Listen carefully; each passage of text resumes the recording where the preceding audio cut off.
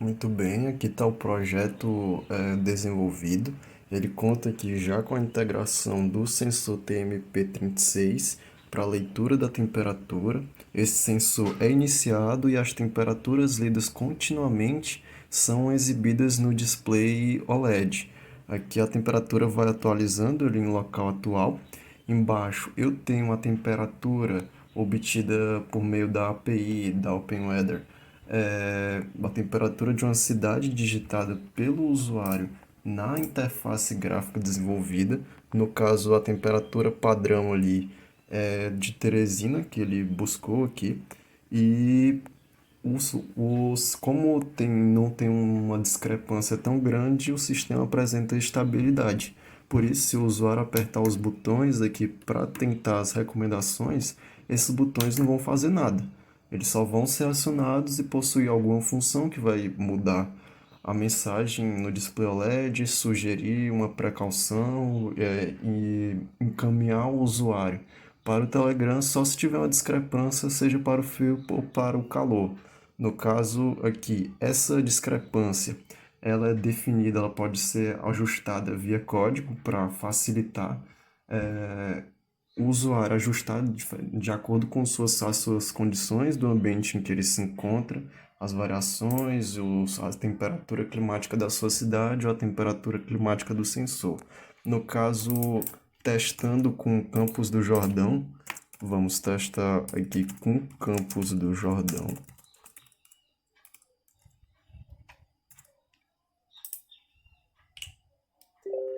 No caso, o sistema já detecta uma instabilidade para o calor, detecta ali uma variação de quase 10 graus, 11 graus, em relação ao ambiente que ele se encontra e ao ambiente da cidade, a temperatura padrão da cidade, que pode gerar ali um desconforto térmico para o usuário.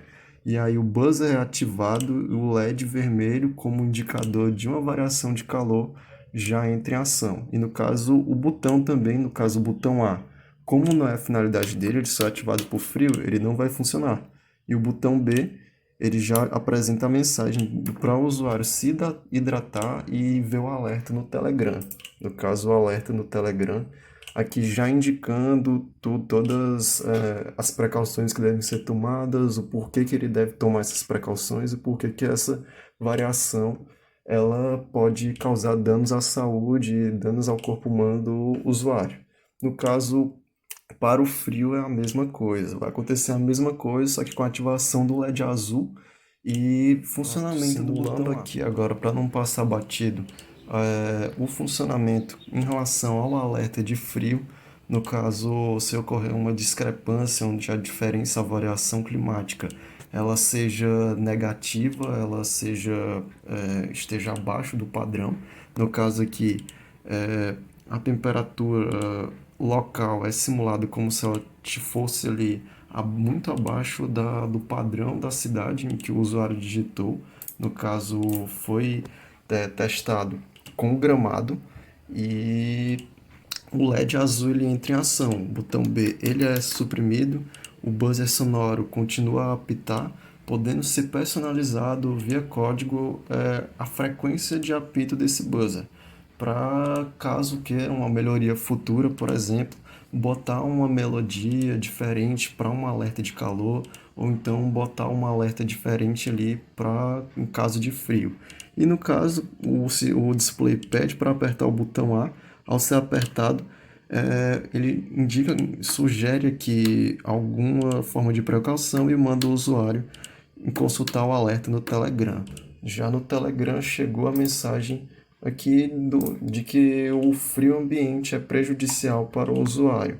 O alerta já é enviado aqui, testando novamente, só para deixar mais coerente, tá aqui, o alerta chegou às 5h29, 5h29 do horário de Brasília. Continuando aqui a respeito do nosso código feito para a placa, nós vamos ter a adição aqui de bibliotecas responsáveis pela leitura dos pinos ADC, pela entrada e saída padrão de dados, a leitura dos pinos ADC no caso, para conseguir captar esses valores enviados pelo sensor TMP. Nós vamos ter bibliotecas responsáveis por uma comunicação Wi-Fi, para fazer esse controle do módulo Wi-Fi do Raspberry Pi Pico W. Vamos ter essas bibliotecas vão ajudar também no gerenciamento, criação do servidor TCP para receber os dados vindos do nosso servidor criado no back-end. E nós vamos ter aqui também a adição de uma biblioteca PWM para controlar o ritmo e intensidade dos nossos sensores visuais e sonoros, como no caso do LED e do buzzer.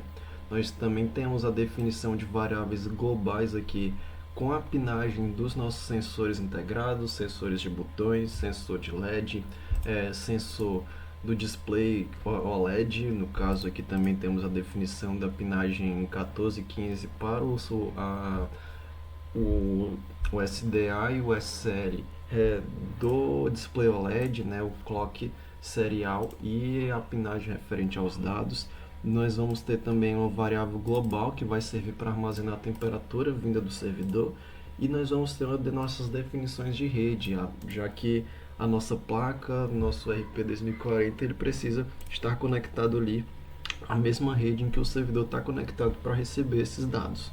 Indo para a função principal, eu vou ter a inicialização das entradas e saídas padrão, vou ter a inicialização do meu sensor com essa função aqui, que inicializa ele no GPIO 28 com a entrada analógica dele para aproveitar a leitura contínua dos seus dados. Esse beneficia a maior precisão em relação ao DHT22 e o DHT11.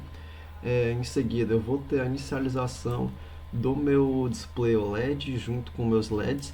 No caso, vou indicar para o usuário também se essa inicialização do display OLED falhar, já que é uma etapa muito crucial do projeto. E nós vamos ter que a inicialização dos buzzers e do buzzer e do botão, através dessas funções aqui que já iniciam elas, incluindo com o uso de interrupções aqui na inicialização desses botões como entradas. Logo abaixo, configurei também o buzzer sonoro para captar o estado dos LEDs através dessas variáveis globais aqui para definir os estados dos LED, o estado do LED que está ligado, por exemplo, vermelho ou azul, e como eles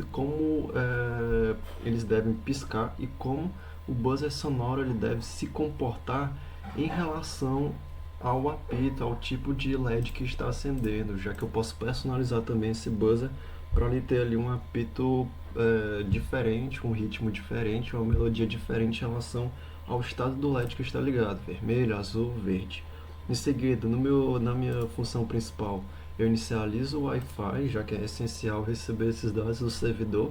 Inicializo o servidor TCP para poder, através dessa função, para poder receber os dados que vão ser enviados ao servidor, né, conectando esse servidor TCP iniciado à mesma porta em que o servidor está querendo enviar os dados e ao mesmo endereço IP da rede dele.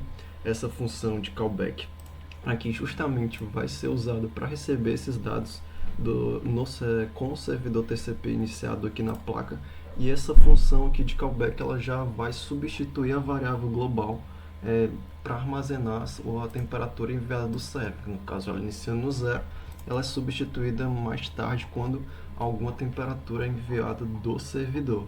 Em seguida, eu tenho um loop contínuo aqui, um loop infinito para ficar lendo as temperaturas enviadas pelo sensor, no caso o sensor interno aqui se refere ao sensor TMP36, e essa temperatura ela vai captada, vai ser usada como uma discrepância, vai ser usada ali para comparação de discrepância e disparar os alertas, tá alterando a mensagem que é exibida no meu display OLED, né, através desse array de caracteres aqui que carrega essa mensagem personalizada e exibindo essa mensagem no meu display OLED, incluindo também aqui uma função para controlar o LED RGB como um sinal de alerta, no caso da discrepância personalizada que acontece. Se a discrepância for uma discrepância maior do que essa variável de global definida como o limite de alerta, no caso se a discrepância for maior que 5, ela vai ter um LED, um estado do LED que vai surgir, ser ativado, é o vermelho. Se for menor é o azul, e se for igual é o próximo ali, que se não ultrapassar os limites é verde. Bem, é isso que nosso projeto foi feito.